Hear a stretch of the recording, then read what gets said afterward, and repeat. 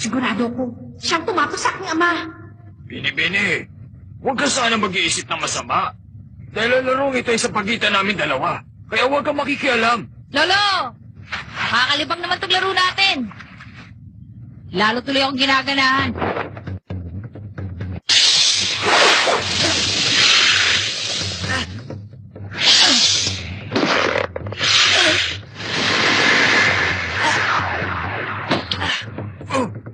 Nagawa niya! Huli ka! Mandaraya ka! Sabi mo hindi ka gaganti! Pinasa ko lang naman ah. Nakaharang kasi ang mukha mo kaya hindi nakuha ng kanang kamay ko. Don! Magpaliko na tayo! Mag-iingat ka ha! Masyadong pong sumutandang yan!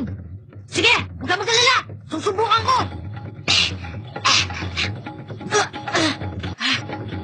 Okay! Masyado kang maliksi bata. Pero marami ka pang bigas na kakainin. Nasa taas. Hay! Naiintindihan ko nga na malakas kang tumalon. Kaya lamang dapat kinokontrol mo yun! Gon! Magandang pagkakataon yun para tamaan mo si Lolo. Magaling. Kahit wala kang ginagawa dyan, ginagamit mo pa utak mo. Pumalpak yata ako eh. Sa tingin ko naman pareho kayong magaling sa pagkikipaglaban. Kaya kailangan ko pa rin husayan ang ginagawa ko, di ba? Bakit mo ginagawa to? Kung paano na mapagtakpan ang kasong nagawa mo, hindi pa rin magbabago ang isip ko. Hindi yun ang dahilan. Dahil gusto kong masubukan ang aking kakayahan. Hindi yung matanda o yung bola ang gusto kong mahulog sa aking mga kamay, kundi ang nagawa ng aking ama.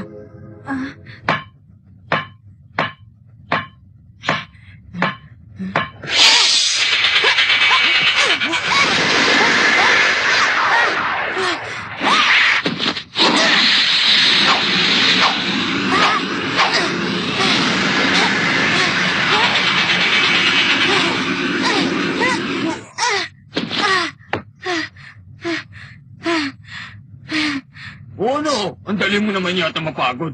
Dahil ka pa na matandang katulad ko. Gon! Palit tayo! Magpahinga ka muna! Hindi ko man lang siya nahawakan eh. Huwag kang mag-alala. Simula pa lang yan. Paano? Simula na ang pangalawang laban!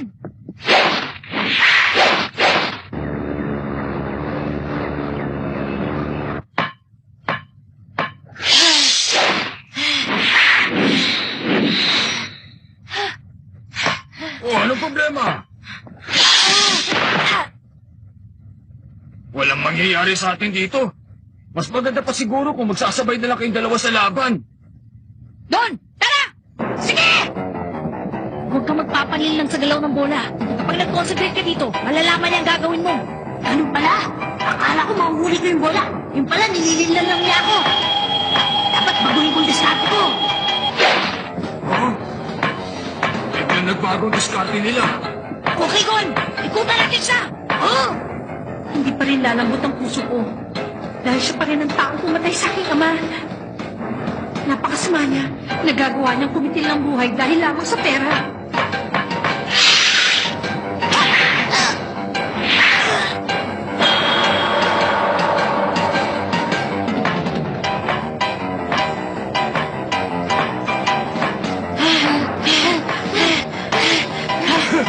Parang kayong mga kabayan dyan ah. Kung gusto nyo talagang maging hunter, kailangan nyo maging matatag. Kailangan ko maging matatag. Para maging hunter ay kailangan ko maging matatag. Hindi ako susuko sa'yo, Lolo. Ito ang pinakamadaling paraan para makita ko ang aking ama. Humanda ka. Mahuhuli rin kita. Oh, handa na ba kayo? Humanda ka sa akin! Mukhang nag-isip siya. Ay, aray ko, naisahan ako dun ah. Okay! Sandali! Nagago yan! Lagot! Okay!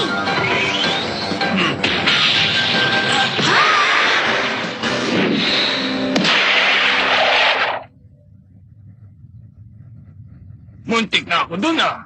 Maganda ang ginawa niyo yun, mga bata. Ha? Pambihira yung ginawa niya! Kilo... Ha? Hindi pwede. Kinuha! Suko na ako. Bakit? Ayaw niya na?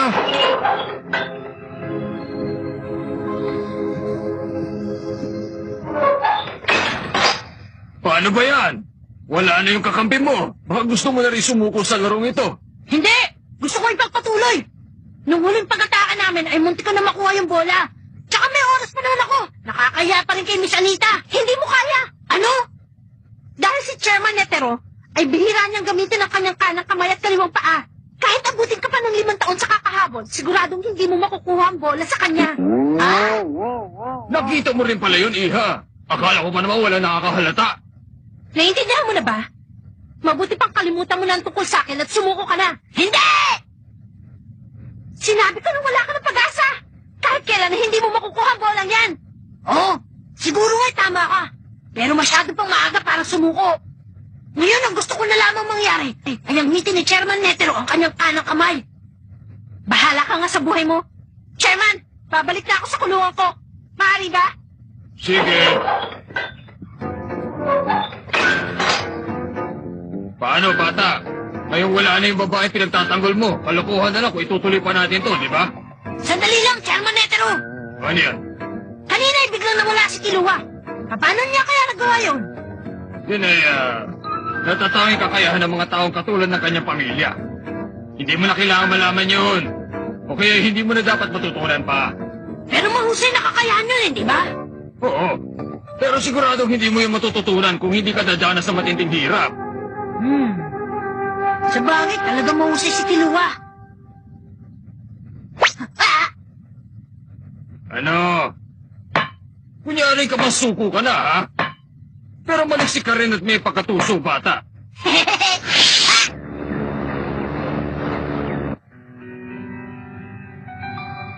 Kapag pinagpatulog ko, baka lumala pa. Baka hindi ko mapigil sarili ko, mapahamak ko siya. Siyempre, gagawin ko yun. Dahil pinalaki ako ng ganito. Galing ako sa pamilya Zoldyck. Ang kilabot na papilang kinakatakutan na lahat. Hindi mare. Kaya na sinabi ko sa kanya, hindi yun ang gusto kong mangyari. Totoo ba yan? Hindi siya nagulat nung sabihin ko sa kanya kaninang isa akong walang pusong kriminal. Ang sabi niya pa sa akin, gusto niya talaga ako makilala. Ano ka ba? Huwag mo akong patawanin. Meron ko bang taong may papakilala sa akin? Nananabik na ako, hindi na ako nakakamoy na dugo. Tumahimik ka nga dyan. Para kang sira. Kinakausap mo ang sarili mo. Makinig ka mabuti sa sasabihin ko, bata. Anong gagawin mo sakaling bumagsak ako sa pagsusulit dahil hindi ako makatulog sa'yo? Ha? Huwag ka mag-alala. Dahil sisiguraduhin kong hindi ka naaabot bukas. Teka lang sandali. Ang sapatos ko. Huh? Pasensya na kayo. Kailangan ko ang aking sandata.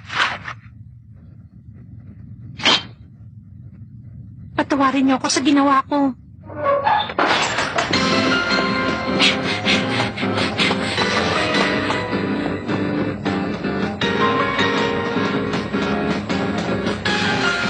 Anong ginawa mo?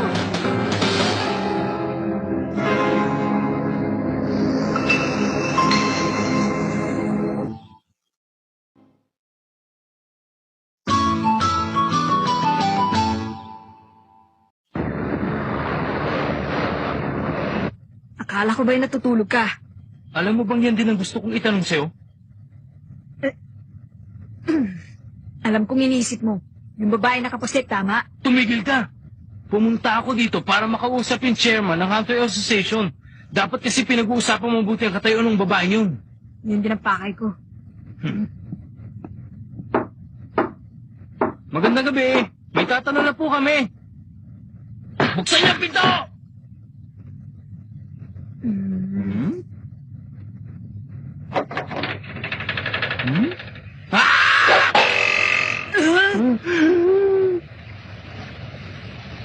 Wala rin kayo pinipiling oras, ano? Ang istorbo ng tagapagbigay ng pagsusuli sa disoras na gabi ay isang kasalanan! May sasabihin lang kami. Wala akong pakialam, maliligo pa naman ako, istorbo niyo ako! Sandali, ako naman, napadaan lang ako. Wala akong plano katukin ka, nakita ko lang si Liroyo, kaya sinamaan ko siya. Ano sabi mo? Nagkita lang tayo dito. Gusto mo rin kumatok sa kanya. Binagay! Yeah!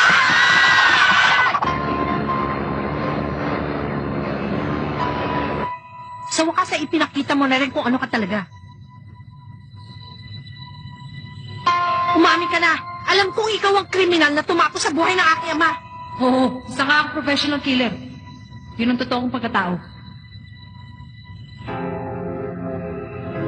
Hindi ka agad matatapos ang buhay nilang dahil sa sakit. Kagaya rin na iba, makakaranas muna siya ng matinding hirap bago malagutan ng hininga. Tatapusin na kita nang sa gayon ay may paghiganti ko ang aking ama. Humanda ka! Ang taong malapit na mawala, hindi na binibigyan ng pag-asa.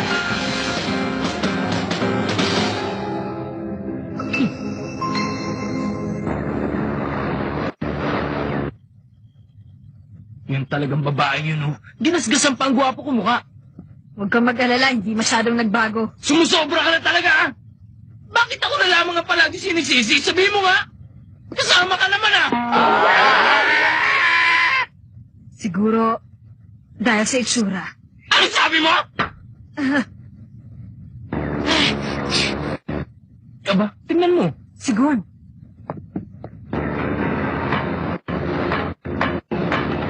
Gon!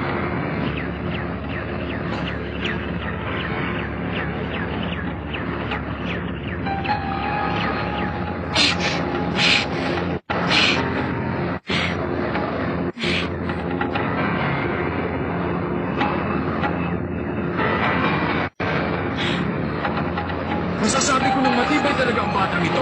Hmm? Ayan na naman siya! Ay! Sineseryoso mo naman ang laro, bata! Ito pang isa!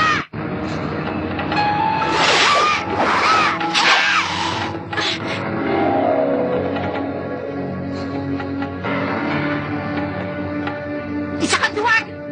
Bakit hindi ka magpakita sa akin? Ang sobrang pag-iisip dahil hindi niya makita ang kanyang kalaban. Ito ang umuubos sa lahat ng enerhiya na nasa kanyang katawan.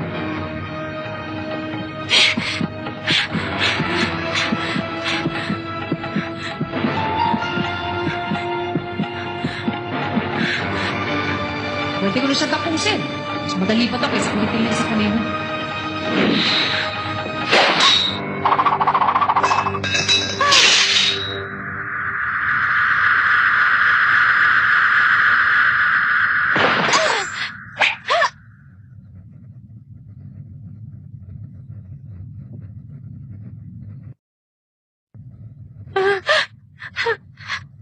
Kamatayan. Isang talisay na kamatayan.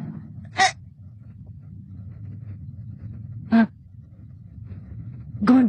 Ha? Si Gon!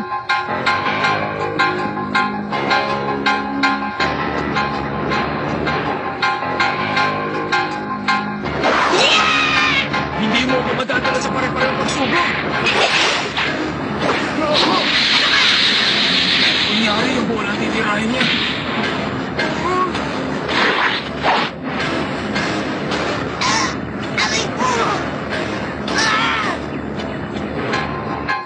Tignan mo, oh. Mukhang itutuloy pa rin yan. Ano problema mo? Bakit hindi mo pa ako nilagutan ng hininga kanina? Manood ka! Itutuloy niya ang pakikipaglaban doon sa matanda. Para lamang sa'yo. Wala kang pakialam sa ginagawa niya!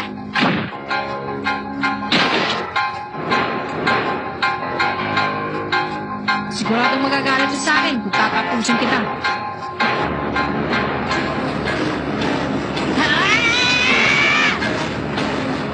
Wag! Kapag inutog niya uli ang tiyak ko, baka madurog ang ulo niya. Kapag nilamutan ko naman, sigurado masasaktan ako. Ano kaya ang gagawin ko sa batang ito? Naku ko! Gon! Wag! Naku lang! Oh?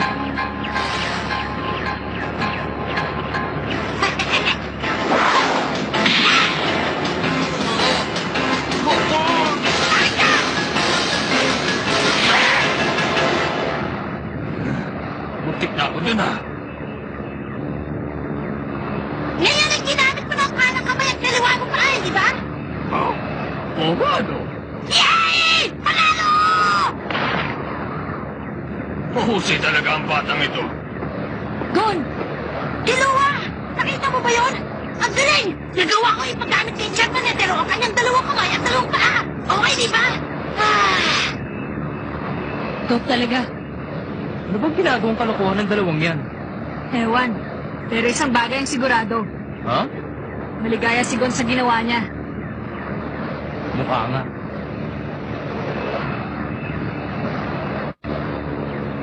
Tinalugan na ako Kapitan, kumusta na ba ang biyahe natin? Magaling. Total, mabagal ka naman magpalipad. Hindi bagalan mo pa ng konti para makapagpahinga ako, okay?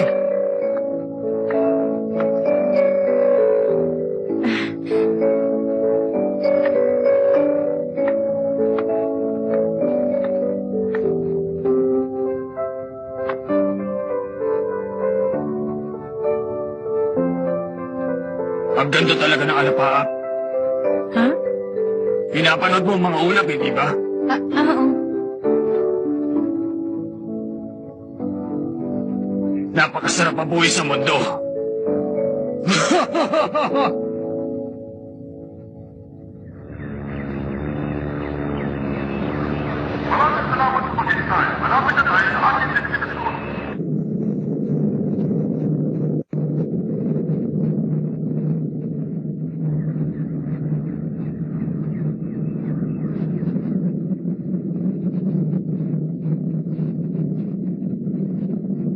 Mag-iingat ka, ha?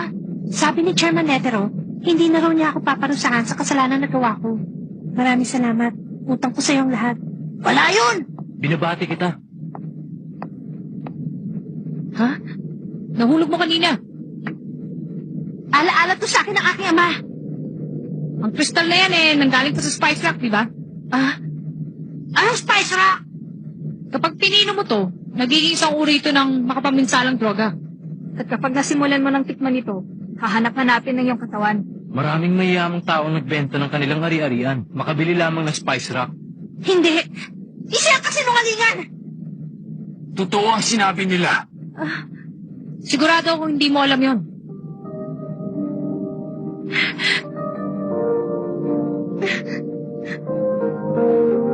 Pero ang aking ama ay isang mabait at malambing na tao.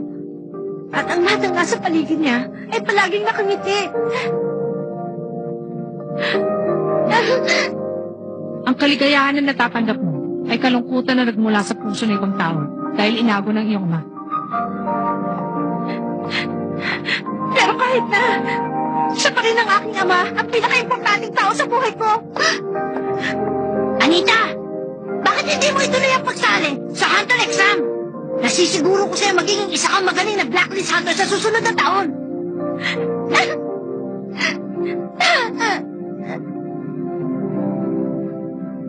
Kilwa, Ano yun? hindi mo sinabi kay Anita na hindi ikaw ang gumawa nun. Ikaw tuloy ang pinipilit niya na may kasalanan. Sigurado ang gumawa nun ay ang kuya ko. O ang aking ina. Kung hindi man, sigurado nagmula pa rin sa pamilya ng Zoldyck. Pero yun ay Negosyo yun ng aming pamilya. Kaya sanay na ako maraming nagagalit sa akin. Magandang araw sa inyong lahat. Mula dito ay ang tore ng patibong, ang pagdarausan ng susunod na pagsusulit. Madali lamang po ang inyong gagawin. Kailangan niyong marating ang ilalim. Nabuhay at malakas pa ang inyong resistensya! Bibigyan lamang namin kayo ng 32 oras